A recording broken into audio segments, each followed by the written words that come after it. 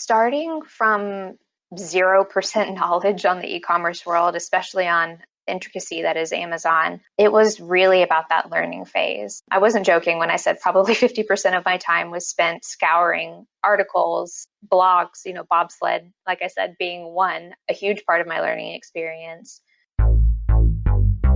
This is the Ecommerce Braintrust, a podcast about building momentum online for established consumer brands. Join our hosts and their expert guests for high-level conversations about e-commerce strategies, trends, and innovations. Access our Braintrust and boost your brand's e-commerce potential.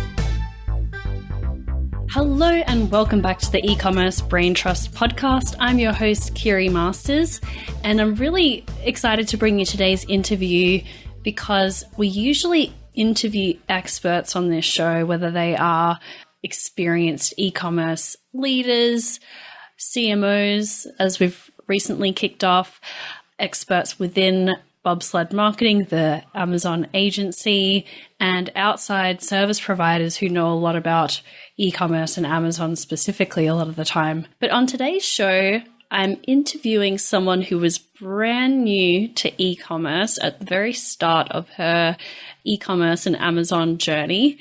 And her name is Afton Kenyon. She is the Director of Commerce at Thirsty Stone. And by her own admission, sort of a beginner at Amazon. She started as an all-rounder at a small company, having to get her hands dirty with operations and marketing and e-commerce naturally in a trial by fire situation. By her own admission, knew nothing about e-commerce but dug in and fell in love with it. What I loved about this conversation is you can hear the passion in Afton's voice about what she got herself into and her eagerness to learn. And this is such an asset to have someone like this on your team. But the challenge with this approach for a small or medium-sized business is that Afton was really left to kind of figure it out on her own, figure out what should our strategy be. She spent a lot of time researching stuff online, probably making some mistakes along the way through a trial and error approach. I wonder about, for not necessarily for the companies that Afton has worked for, but for a lot of small and medium-sized businesses out there, what might you potentially be losing by the way of lost opportunities, lost time, lost revenue while someone gets up to speed? And this is why I'm working on a new project called the Marketplace Institute, because I kept hearing from business leaders and e-commerce professionals alike that there's no Amazon helpline. Amazon is constantly changing their rules, changing their best practices. There's some documentation available, but you can't really get access to experts unless you're working with a agency like Bobsled or a consultant or someone who really knows what they're doing. So I kept hearing from companies and e-commerce professionals, there's no Amazon hotline. So I kept hearing this enough times and I figured out I need to go and do this. I need to create the Amazon hotline.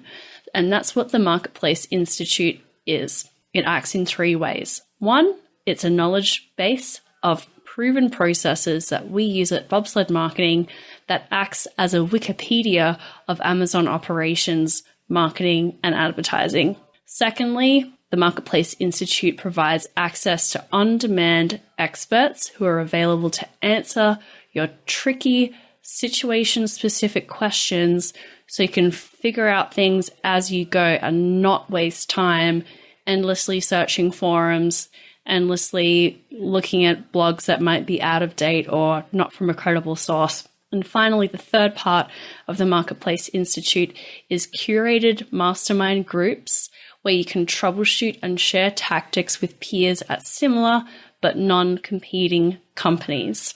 So this project is coming up. We're going to be taking beta users on in September, and I wanted to announce it fairly early on the podcast because we're taking signups for beta users now, and we're going to cap the number of beta users to make sure that we're providing a really great experience for all of the beta users. So I wanted to introduce this project on this episode, since I had talked with Afton right at the beginning of her career. Obviously you hear from the interview, has made a ton of progress in figuring things out at her first company, Nature Nates, and now at Thirsty Stone. She is absolutely on the right path, but I thought that this was a really great segue to talk about the Marketplace Institute, which I'm personally have been working on for the last couple of months and will probably be my life for the foreseeable end of this year at the very least.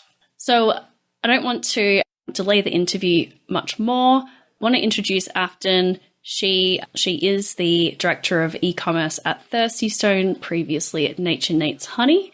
And I'm going to run this interview and then I'll come back to walk through a couple of my observations from this interview and tell you a little bit more about the Marketplace Institute. Let's go. Well, welcome back to the Ecommerce Braintrust podcast. I'm your host, Kiri Masters, and I'm joined today with Afton Kenyon, who is the Director of E-commerce at Thirsty Stone Resources. Welcome to the show. Hi, Kiri. Thanks for having me. So I'm really glad to have you on the show. We met face-to-face about 2 weeks ago in Dallas, where Bobsled was doing a Amazon workshop. And I really wanted to have you on the show because, you handle e-commerce at Thirsty Stone Resources, which we'll hear a little bit about.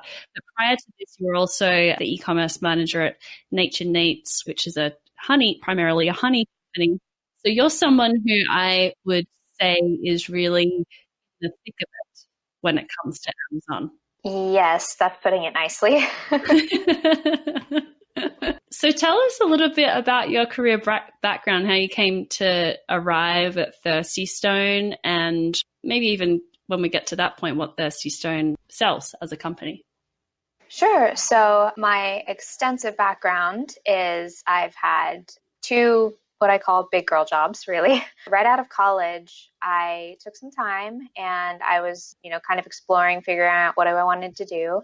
And I had done some work, started out part-time with a little small kind of family-owned honey company. And I sort of fell into it. The company is wonderful.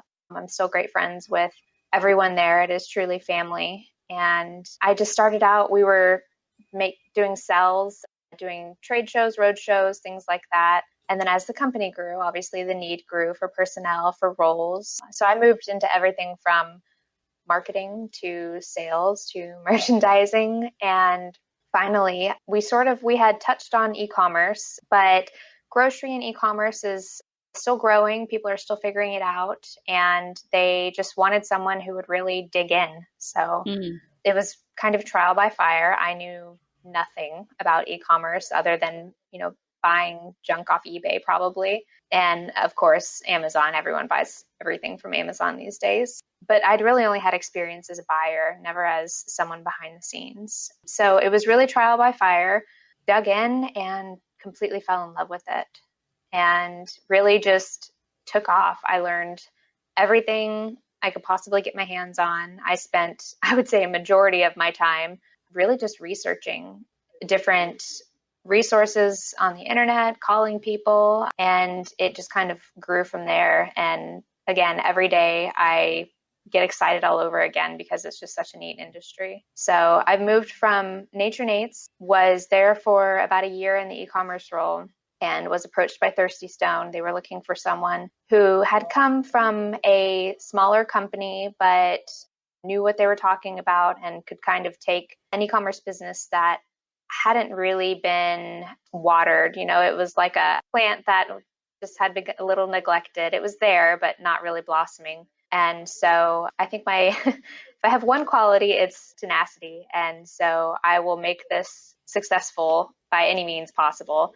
And so it's been really great. I've been at Thirsty Stone Resources. I'll just call it Thirsty Stone from here on out. And been there for, it's only been since February. It's been, at this point, it's a little over 3 months, but it feels like more than 3 years because we've gotten so much done. That's great. And so Thirsty Stone is a more traditional kind of manufacturer, right?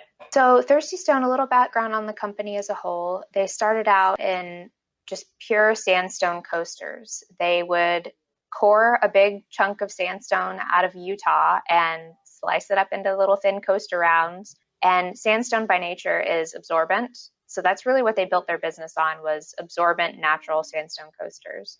And I know when I took this job, I was telling my boyfriend about it and I said, "Oh, Thirsty Stone." And he's like, "I think my grandma had some of those." And so the company itself, the identity is a little stuck in the coaster side of things. But within the last 5 years, we've expanded hugely into imports and manufacturing. So now we make everything from coasters, of course, but high-end serveware, barware, and lots of fun things that you really wouldn't expect.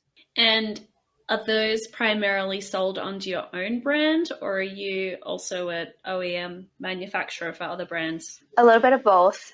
We do definitely white label for a few of our larger accounts, and that's one of my missions within this next year or two, is to really kind of stretch our wings as our own brand and show people what we're capable of. But primarily right now, people would probably understand us as an OEM.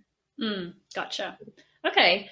So we've talked, you already mentioned there was kind of the trial by fire of initially coming into the e-commerce world at Nature Nates first, and then a whole set of new challenges at Thirsty Stone being in a completely different category. But how did you get up to speed really with all the Amazon stuff? And if you had your time over again, what would you do? Because we've got a lot of listeners to this audience who are more senior managers looking to build out their e-commerce team and looking for people to bring on, but there's not so many people out there like yourself who have that existing knowledge base. Right. I'll say starting from 0% knowledge on the e-commerce world, especially on intricacy that is Amazon, it was really about that learning phase. I wasn't joking when I said probably 50% of my time was spent scouring articles, blogs, Bobsled, like I said, being one, a huge part of my learning experience. Literally just soaking everything up. We were lucky enough at Nature Nates. When I came on the account, we were using an e-commerce agency that had kind of straddled a few lines there. And so they were e-commerce, and Amazon was one of their things that they had been taking care of us. And they began to, I'm sure, hate me because I asked millions of questions and bugged them all the time when they were just like, "Just leave us alone." Let us do our job. And which I totally understand. And I'm sure, you run into as well. But it was, like I said, I wanted to understand. I didn't want to just say, "Okay, execute on our behalf." I wanted to understand what was going on. LinkedIn is actually a fantastic resource. Through a little bit of crowdsourcing, there's a few vendor groups on there. And of course, the Amazon seller boards. So when I say scouring everything, I mean everything. Some days I would put Amazon into Google search and see what popped up. So what are some of the most surprising things that you've had to deal with? I imagine you've got different types of problems being in a different category now when it comes to Amazon. Right. The category hop was pretty interesting. I'm going to brag a little bit on Nature Nates and say they were the #1 branded honey in the US, or they are. Wow. And so we got a little bit of credibility and a little bit viability with that. We had a vendor manager. We actually met face to face, which I think is probably something that's super rare. Mm-hmm. And we had someone to, sort of listen to and negotiate with. But moving into this category, the housewares category, there are so many different companies out there that are doing this on Amazon, and it's much more of a, talking in a crowded room. We don't have that vendor manager, unfortunately. And so the challenge is when an issue crops up, knowing where to go to get something done, to get a solution, sometimes even just a full understanding of the problem. And that's been a little challenging. Another one I would say is something I was really struck by as a whole, just moving into the e-commerce world, is I always call Amazon the Wild West. There's not a lot of rules there, unless they're Amazon's, of course, but there's not a lot of rules. There's not a lot of sheriffs in town. People kind of do what they can get away with. And it's Mm. up to you, especially, me in my role of protecting our brand on Amazon, and my department is I have to keep an eye on everything. And I have to play sheriff in my own right. That's a job I bet you didn't think you'd get into when you were in college, being playing the Amazon sheriff. Right? But honestly, I love it. Let's just say it's never boring. That's true. That's true. So let's switch gears a little bit and talk about e-commerce, where Amazon sits in the organization. So am I correct to assume that you're handling Amazon and other marketplaces and your e-com website as well? Like, what other channels are you overseeing? Right. So again, moving into this company, there wasn't much of an e-commerce department to speak of. I really was hired to build the department.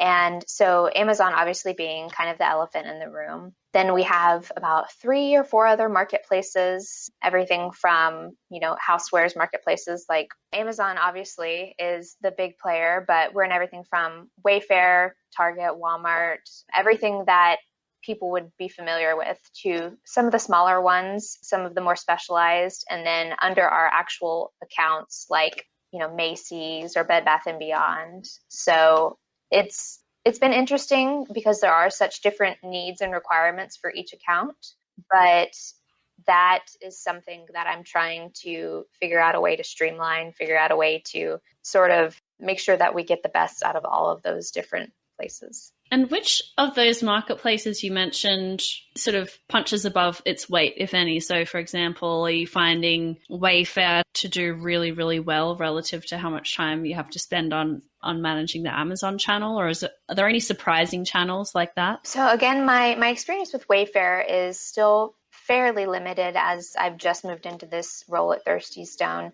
And they have really surprised me. Shopping on Wayfair previously, I thought it was any other marketplace like Overstock or Target or something. But as far as understanding them kind of from the back end, it's really been the data that I've been surprised at. They actually consider themselves like a data-driven company versus a marketplace. I've heard that. Yeah. And I know they hire, first of all, they hire super young and incredibly smart individuals. They come out of all the Ivy League schools. They recruit heavily. And that really shows in the data that we as a vendor are able to access versus Amazon. I think Amazon is great at sharing a lot of data. They're becoming even better at it. But I know for a long time, there were a lot of people very upset because Amazon was kind of using some of that gathered data to their own advantage and not necessarily sharing that with the vendors. Yeah. Yeah. Like you said, I think that's changing a little bit as Amazon realizes that to grow ad revenue, they really need to share more data with brands so that brands can build a case for advertising there. Exactly. And we all know how useful that data is. I mean, even just when you tweak ads, or it's been useful for me to figure out demographics and what kind of audience we want to play to.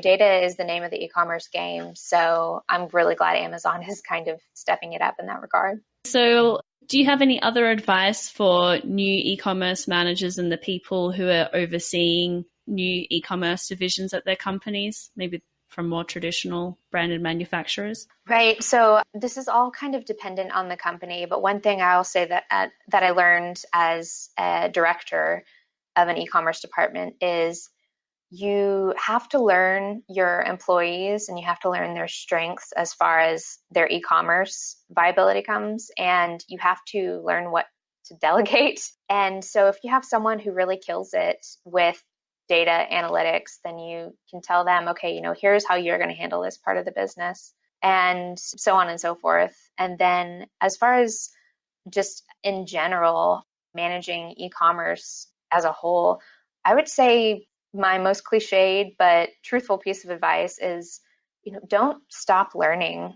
That is my favorite thing about the e-commerce industry, is that there's always something changing, always something new. There's discussions, there's movement, there's so much information out there. And if you slack off on trying to learn things or trying to really just keep ahead of these things, you will fall behind and things will change and you won't know it. And you'll be behind the game. And we know so much of, especially Amazon, is really staying ahead of things, really making sure you're on top of things. And you really need to focus on that. Yeah, that's great advice, because as someone who pretty much during the working day only ever thinks and talks about Amazon, I certainly find it difficult to keep up with all of the changes going on with in between new rules and new programs and changes to the platform, features, beta programs. There's so much going on. And I think, it's especially difficult for someone like yourself who Amazon's an important part of your business, but then you have other channels as well. They're moving quickly too, maybe not as frenetically as Amazon, but there's still things that you need to keep up with there that could impact your KPIs. Well, and I do want to really quickly mention that, as a director and as someone who's responsible for an entire department and multiple accounts, you can have a tendency to get caught up in everything and all the responsibilities and the to-do list and such. But please, please, please, anyone out there who's in the same position, take the time to look at your products on Amazon, look at comparable products on Amazon, just slow down and really take in what's happening, because like you said, things change. Amazon, goodness knows why the system, maybe bullet points will drop off and you won't know, or maybe someone will have hijacked your listing and you don't know. You don't know what's going on until you take the time and actually do your due diligence, your research into especially your own brand. Yeah. I know I take my first hour out of my day and focus purely on that. Yeah, that's a great point. Just look at your products and your brand the way that a customer would be looking at them, right? Exactly. Using the same search terms. Yeah, I also try and get people to pull out their phones and do the same thing on their phones, because that's how a lot of people are using Amazon. They're using the shopping app, and we sometimes forget sitting behind our computers to do that. So true, so true. Great. Well, thank you for coming on the show and sharing your words of wisdom. This is very fresh experience for you, so I wanted to grab you while you were still coming up in the role. Thanks, Carrie. It's great being on here. Like I said, Bobsled has been a huge part of my learning process, so I really appreciate you having me on. It's great to hear. Thanks, Afton. Have a great day. Thanks, you too. Thank you so much, Afton, for coming on the show and especially opening up about your experience and where you are in your journey. I think it's really, really important that people hear not just from experts who have been doing this for 15 years and worked for these huge, exciting companies, but people who are at the beginning of their career, still coming up to speed, swapping stories, swapping resources, things like that. A couple of things that struck out to me from the interview with Afton is she really took matters into her own hands and did everything, consumed all the resources that she possibly could, Googling stuff, interrogating the new agency that her company was working with, and also using LinkedIn for crowdsourcing answers to questions, learning from peers. So these are all things, just to circle back to the Marketplace Institute, it's from speaking with people like Afton about how did you learn about e-commerce and Amazon in particular? Where do you go when you've got a question? What sort of frustrates you about, resources and things in your role, how you were trained to do this, what kind of playbook you're using to organize your operational processes, like how often should you be checking for incorrect chargebacks and things like that. And it's through these conversations with people like Afton that I really started to piece together the Marketplace Institute and what it needed to look like. It's early days for this project, and I would love to see podcast listeners sign up for the beta intake so that we can produce a really close personal experience and get some feedback from you about what is missing right now, what's missing with training, what's missing with playbooks, what's missing with access to experts who can, answer a question for you in 10 minutes that would have taken you a day to figure out by yourself. These are the problems that I'm hoping we can solve with the Marketplace Institute. So if you go to themarketplaceinstitute.com, there we have just a really quick demo video that shows you a little bit more of what we're looking to do. There is just a form that you can register your interest. It doesn't sign you up for anything necessarily, but when we are ready to open the gates, so to speak, for the beta group, you'll be first on the list of folks that can sign up to try out the Marketplace Institute. I would love to hear from you if you've got any suggestions and feedback as we're starting to build this out. There is going to be, I'm sure, a lot of iteration, getting feedback from beta users and people on the sidelines who are looking for a way to build their own internal Amazon capability rather than always relying on consultants and agencies. So feel free to send me a message on LinkedIn. I'm Kiri Masters, or you can also email me, kiri@bobsledmarketing.com. Thanks for listening to the E-commerce Braintrust podcast, and I'll catch you next week.